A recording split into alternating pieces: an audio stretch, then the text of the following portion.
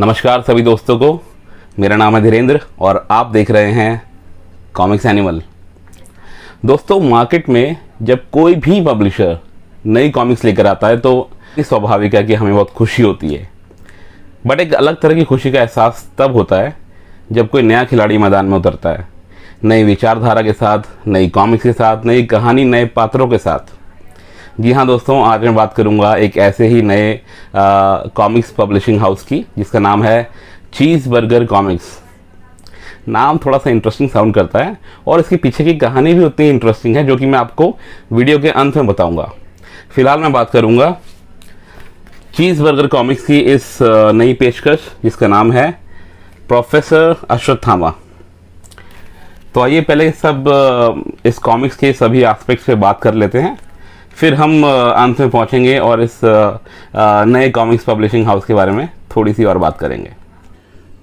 तो आइए दोस्तों, सबसे पहले बात कर लेते हैं इस कॉमिक्स की टीम के बारे में। सबसे पहले तो आप ये देखिए, चीज़बर्गर का कॉमिक्स है, ये पब्लिशर हैं और क्रिएटिव टीम भी हैं इसके पीछे। और द राइट ऑर्डर, जो कि आप लेफ्ट में लोगो देख रहे हैं, ये इनके को पब्लिशर हैं और एडिटर भी है। ये है प्रोफेसर अश्वत्थामा का टाइटल कवर, रीबर्थ ऑफ रावणा। और अंदर चलते हैं तो हम टीम को देखेंगे। तो क्रिएटर और राइटर सबसे पहले हैं साहिल एस शर्मा। इलस्ट्रेशन, कलर और कवर पेज है मार्को मिखाल का।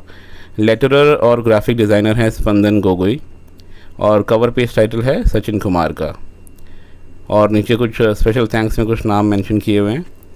सो चलिए अब हिंदी कॉमिक्स की तरफ बढ़ते हैं। इनका हिंदी संस्करण कैसा है ये देख लें। कुछ एक चेंजेस हैं, मैं आपको क्विकली बता दूं ज़रा। तो बेसिकली शब्द सज्जा जो है वो हरीश दास ने करी है इसमें, और ग्राफिक डिज़ाइन का काम देखा है फिक्शन स्टूडियो ने। स्पेशल मेंशन है जो हिंदी रूपांतरण का और संपादन का काम देखा है विकास सवी माहेश्वरी ने, आका इंडियन कॉमिक्स ट्यूबर। तो इन्होंने अपना सहयोग दिया है इस मामले में साहिल शर्मा जी को। हाँ तो दोस्तों, अब हम बात करेंगे इसकी कहानी की।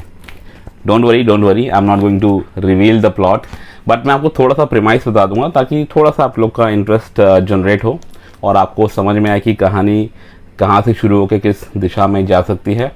बाकी इंसिडेंट्स और डिटेल में पढ़ने के लिए तो आपको कॉमिक्स खरीदनी पड़ेगी। तो कहानी ऐसी है कि एक सन की डॉक्टर होता है, आप डॉक्टर कहें या वैज्ञानिक कहें उसे।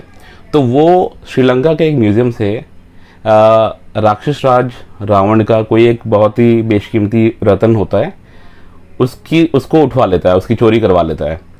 और साथ ही साथ उसकी खोज चल रही होती है।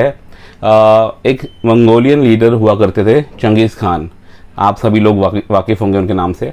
सो उसकी एक संरक्षित बॉडी है, पार्थिव शरीर है, जो कि कहीं पे दबा दिया गया है। ये व्यक्ति, ये सन की वैज्ञानिक, डॉक्टर, जो भी आप कहें, ये उस जगह का उस जोग्राफिकल लोकेशन जानता है वहाँ की, और वहाँ पे खुदाई करवा रहा होता है समुद्र के किनारे या समुद्र वाली ही लोकेशन कोई है। तो उसका कोई गहरा मकसद छुपा है यहाँ पर। फिर होता क्या है कि जो रतन वहाँ से चोरी करवा लिया गया है वो इसके पास आता है और इसको बाय स्ट्रोक ऑफ लक वो चंगेज़ खान की संरक्षित शरीर भी मिल जाता है, वो बॉडी मिल जाती है। अब इसका पर्पस ये है कि वो जो रावण का रत्न है, रावण जैसे बड़े ही मतलब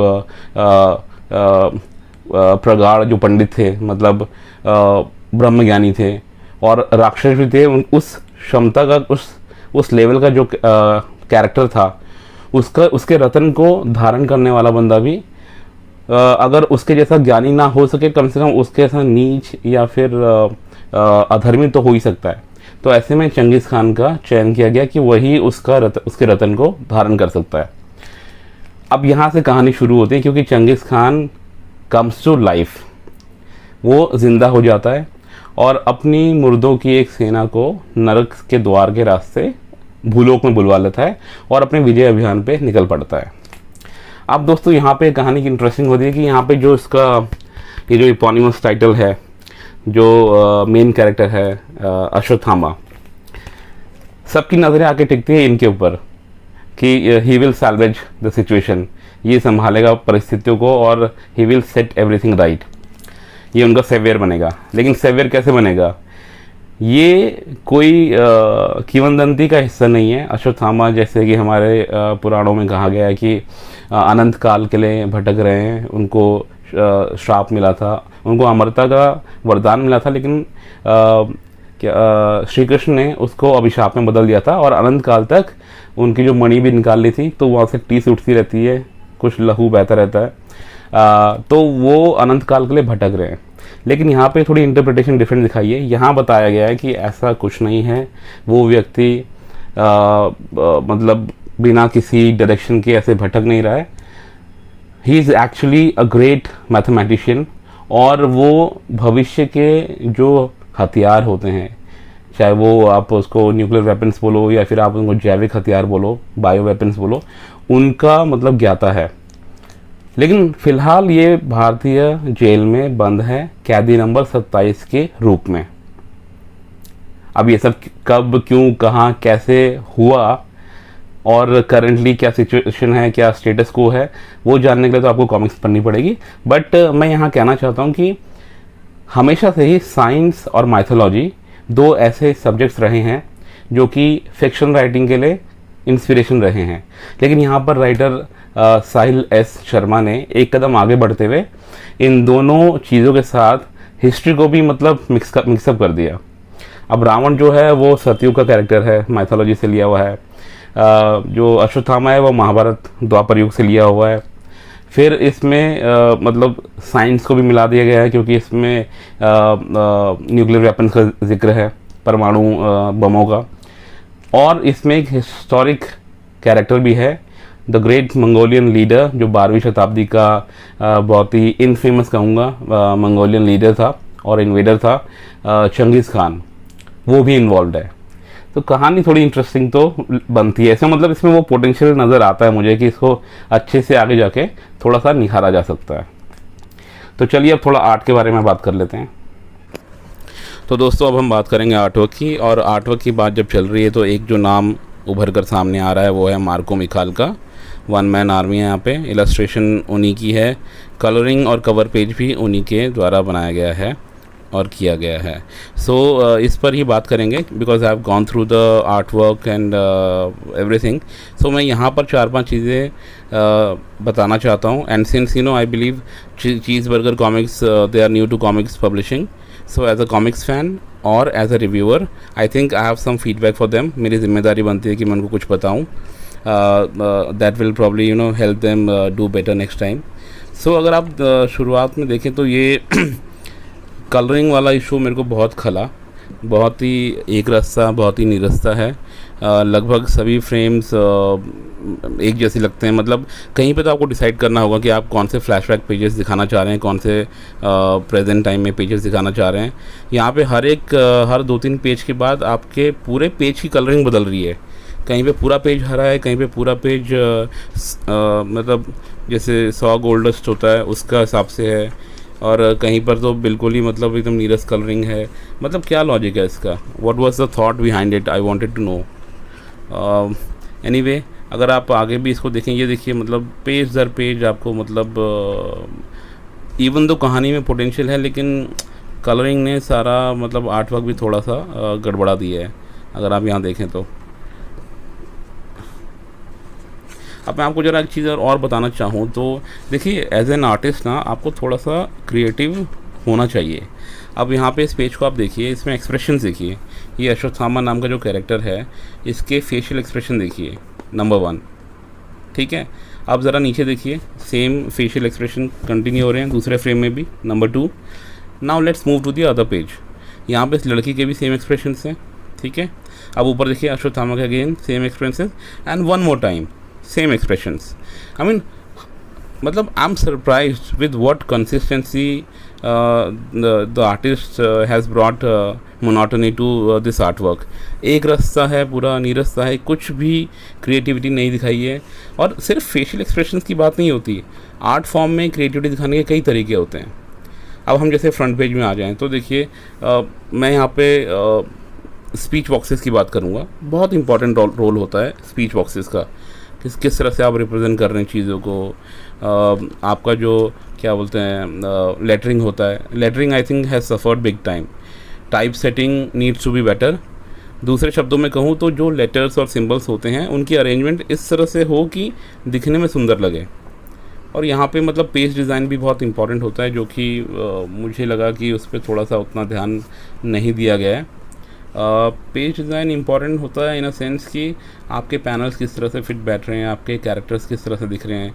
अगर आप इस फ्रंट पेज में देखें पूरे फर्स्ट पेज को, तो इसमें काफ़ी स्पेस जो है अननेसेसरी वेस्ट किया हुआ है, और जो मेन कंटेंट है, जो main centre of the panel जो भी कैरेक्टर दिखाया गया है, उसके कुछ पोर्शंस कटे फटे नज़र आ रहे हैं।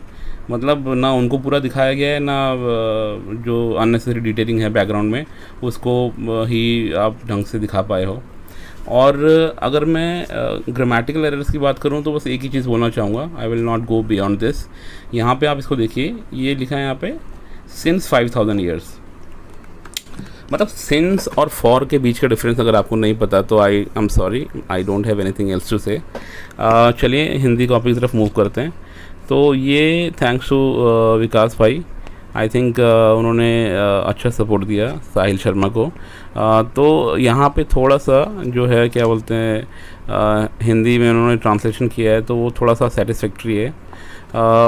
स्पीच बबल्स भी काफ़ी हद तक ठीक हुए हैं यहाँ पे, और लेकिन मतलब एसेंशियली प्रॉब्लम तो वही है कलरिंग को लेकर, जो कि यहाँ भी कंटिन्यू रहेगी। अब यहाँ पे एक चीज़ और आपको दिखाता हूँ, ये देखिए माउंटेन का कलर देखिए, और ऊपर जो आर्मी का एयरक्राफ्ट है उसका कलर देखिए, ठीक है, जैसे उसी का कोई टुकड़ा गिरा होगा पहाड़ का।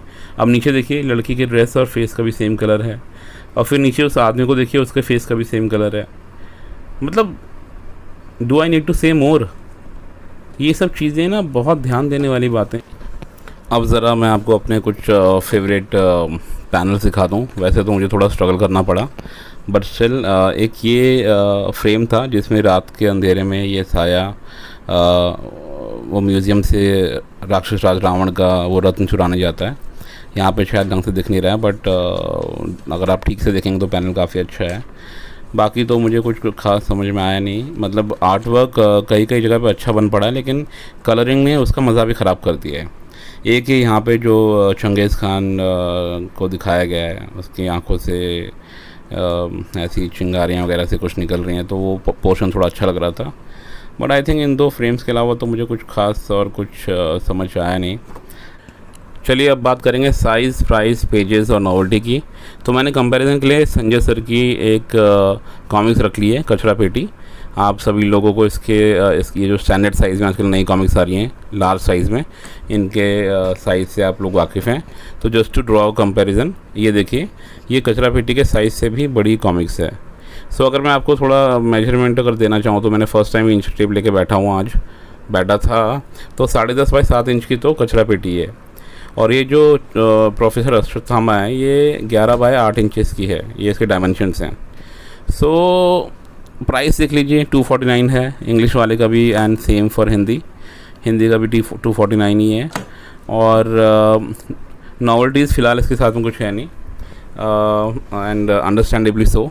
लेकिन अगर मैं आपको बताना चाहूँ कि इसके पेजेस के बारे में, तो आई थिंक 37 पेजेस की स्टोरी है, जो कि ठीक है, आई मीन एक डिसेंट लेंथ है। You feel satiated as a reader कि आपको थोड़ा ठीक ठाक कहानी पढ़ने को मिली।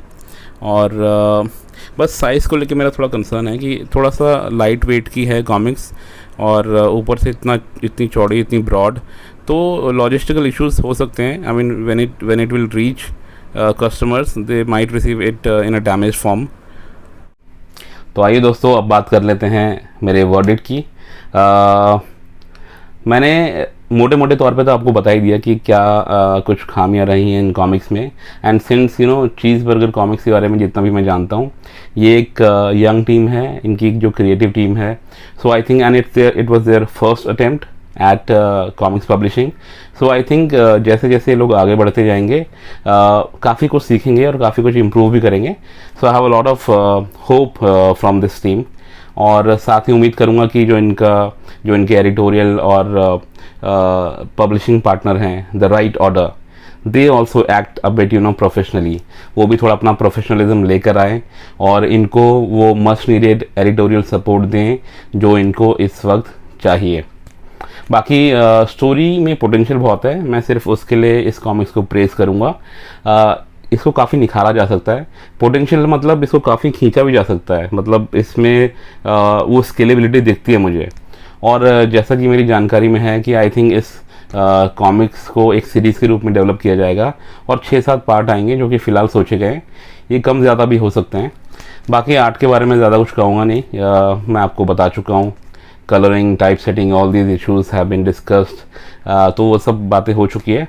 हाँ, जाने से पहले मैं आपको एक बात ज़रूर बताऊँगा। चीज़ बर्गर कॉमिक्स के पीछे की छोटी सी कहानी।